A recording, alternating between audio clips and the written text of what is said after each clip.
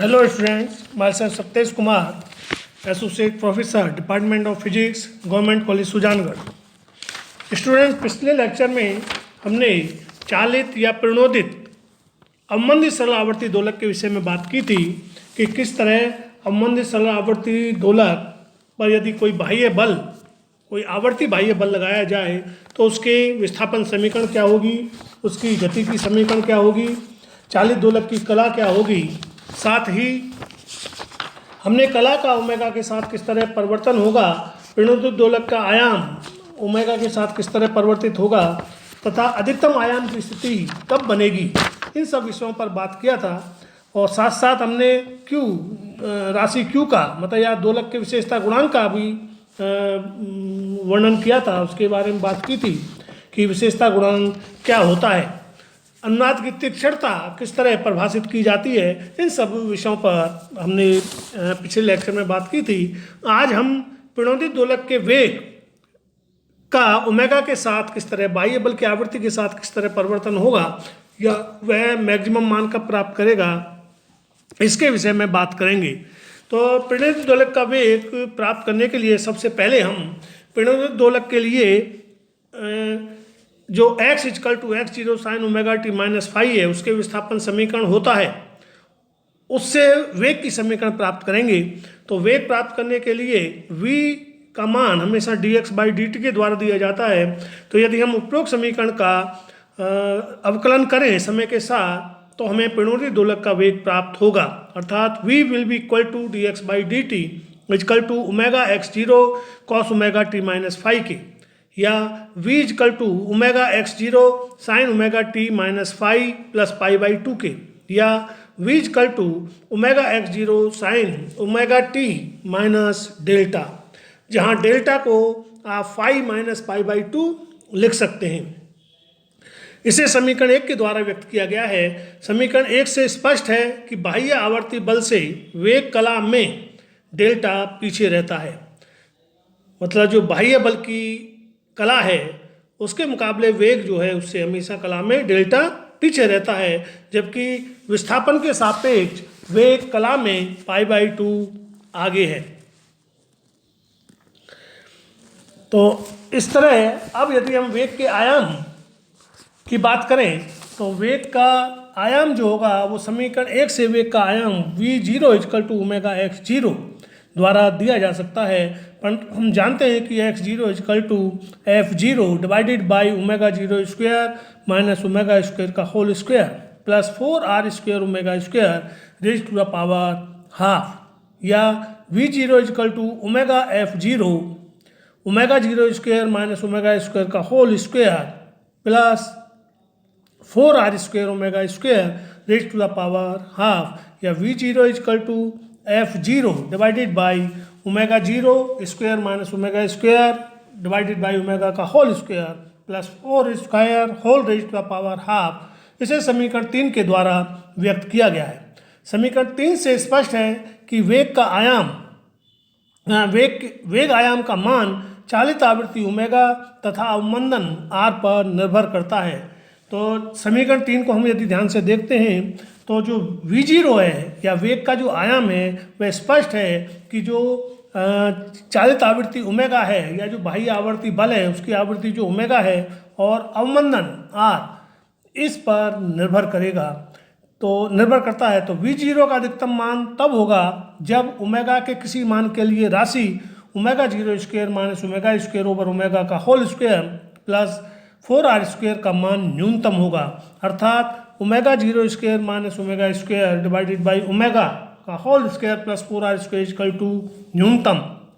तो इसके न्यूनतम होने के लिए d/d omega 0 square minus omega square divided by omega का होल स्क्वायर प्लस 4r² = 0 होना चाहिए,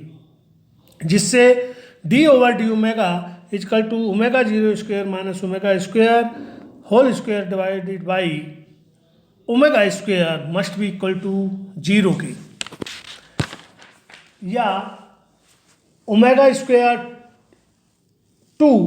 × 2 omega 0 square minus omega square into -2 omega minus omega 0 square minus omega square whole square into 2 omega, divided by omega 4 is equal to 0, या 2 omega 0 square minus omega square into minus 2 omega square minus omega 0 square plus omega square is equal to 0,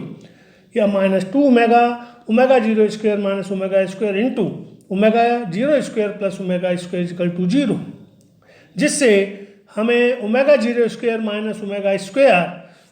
into omega 0 square plus omega square is equal to 0 प्राप्त होता है। या यह उपरोक्त समीकरण तभी शून्य हो सकती है जब omega 0 square minus omega square बराबर 0 हो, क्योंकि omega 0 square plus omega square कभी भी शून्य नहीं हो सकती। अतः इस प्रकार हम देखते हैं कि ओमेगा 0 बराबर ओमेगा पर वेग का अधिकतम मान प्राप्त होता है या वेग आयाम प्राप्त होता है। तो ओमेगा इजकल टू ओमेगा 0 पर वेग का अधिकतम मान समीकरण v0 is equal to omega f0 divided by omega 0 square minus omega square whole square plus 4r square omega square raise to the power half में ओमेगा इजकल टू ओमेगा 0 प्रतिस्थापित कर प्राप्त किया जा सकता है। तो यदि हम इसको मान को प्रतिस्थापित करें, ओमेगा की जगह ओमेगा 0 प्रतिस्थापित करें, तो v0 हमें omega 0 f0 divided by twice are omega 0,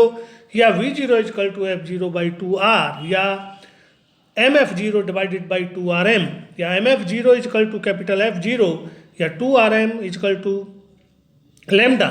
क्योंकि lambda by m is equal to 2r होता है, इसलिए v0 maximum is equal to f0 by lambda.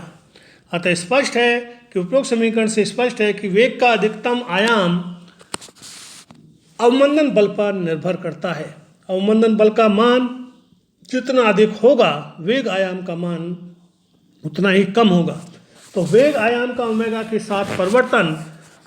निम्न चित्र में प्रदर्शित है। यदि हम ओमेगा के साथ v0 का ग्राफ खींचें तो वो ग्राफ कुछ इस तरह होंगे। अति अवमंदन की स्थिति में आपका वेग आयाम का मान कम होगा, जबकि न्यून अवमंदन की स्थिति में वेग आयाम का मान अधिक होगा, जबकि दोनों आयाम जो प्राप्त होंगे वो ओमेगा इजकल टू ओमेगा 0 पर ही प्राप्त होते हैं।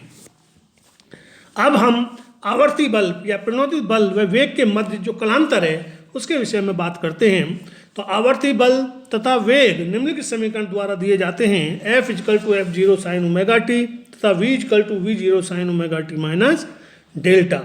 Where delta is equal to phi minus pi by 2। अब स्थिति फर्स्ट, यदि omega is very very less than omega 0 के हो तो हम जानते हैं कि omega is very very less than omega 0 के लिए फाई इजकल टू 0 होता है। अतः delta is equal to minus pi by 2। अतः स्पष्ट है कि इस स्थिति में वेग प्रणोदित बल के सापेक्ष पाई बाई 2 कला कोण से आगे है, क्योंकि जैसे ही हम डेल्टा का मान माइनस पाई बाई 2 रखेंगे तो equation v is equal to v0 sine omega T plus pi by 2 हो जाएगी, जिससे स्पष्ट है कि वेग आवर्ती बल के सापेक्ष आपका पाई बाई 2 कला से आगे है। स्थिति सेकंड, जब ओमेगा इजकल टू ओमेगा 0, तो हम जानते हैं कि omega is equal to omega 0 phi का मान पाई बाई 2 होता है, इसलिए डेल्टा इजकल टू 0। इस स्थिति में दोलक का वेग तथा आवर्ती बल समान कला में रहते हैं, अर्थात जब आवर्ती बल अधिकतम आयाम की स्थिति में होगा उसी समय आपका वेग भी अधिकतम आयाम की स्थिति में होगा। स्थिति थर्ड, यदि omega is very very greater than omega 0, तो हम जानते हैं कि phi equal to pi by 2, phi equal to pi, इसलिए यदि फाई का मान रखने पर delta is equal to pi by 2, अर्थात वेग बल से पाई बाई 2 कला कोण में पीछे रहता है। यदि डेल्टा का उपरोक्त विवेचना के आधार पर यदि डेल्टा का ओमेगा के साथ परिवर्तन ग्राफ खींचा जाए तो वह निम्न प्रकार प्राप्त होता है।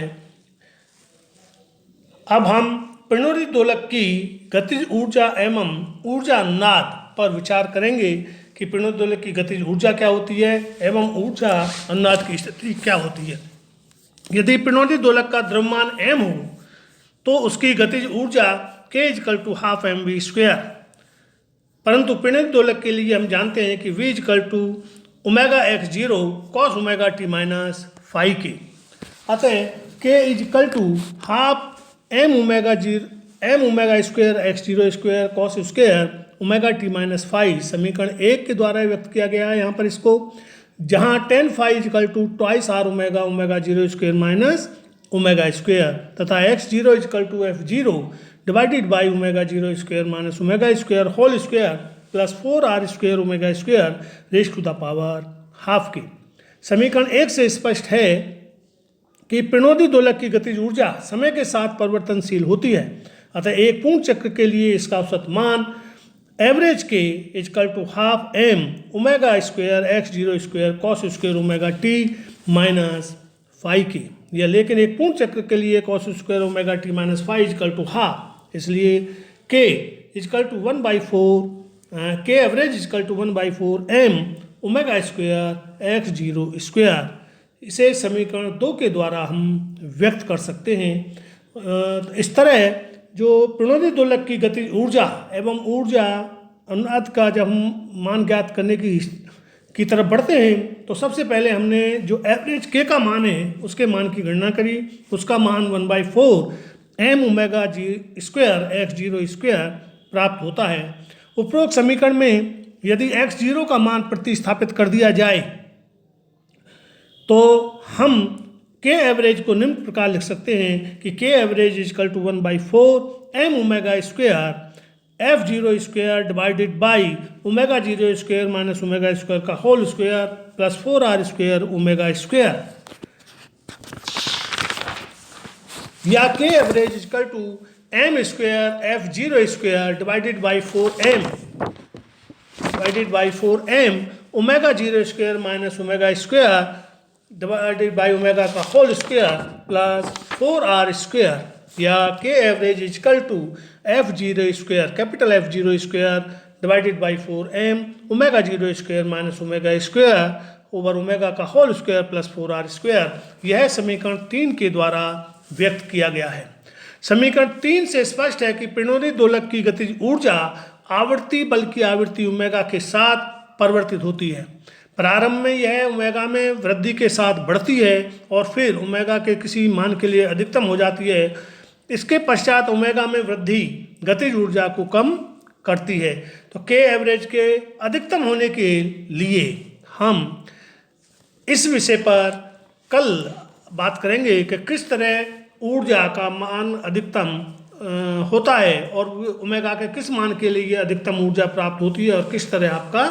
उसका ग्राफीय निरूपण होगा। तो इस विषय में हम कल बात करेंगे। तो कल के लेक्चर में, तो तब तक आप जो आज का लेक्चर दिया गया है इसको ध्यान से पढ़िएगा और यदि कोई प्रॉब्लम हो तो मुझसे आप कांटेक्ट कर सकते हैं। धन्यवाद।